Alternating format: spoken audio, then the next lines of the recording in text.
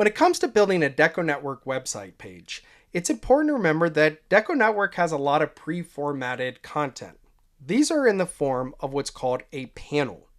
So if I'm on a page, I can come here to panels, select the type of content I want to display. So let's do a design your own.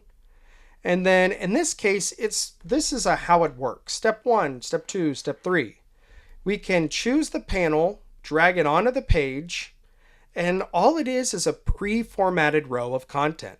So you can see we have the green row, 2 columns, then a couple more columns, rows within here, icon, image, header text, line. It's just a pre-formatted row of content.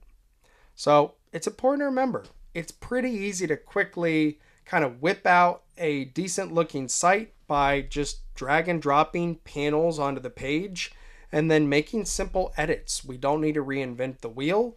The panels have what we need. We can just update the content itself after dropping that panel onto the page. If you have any questions on how to quickly build a DecoNetwork website using pre-formatted panels or anything else related to the software, simply click on the question mark, raise a support ticket with client services, or visit our YouTube channel.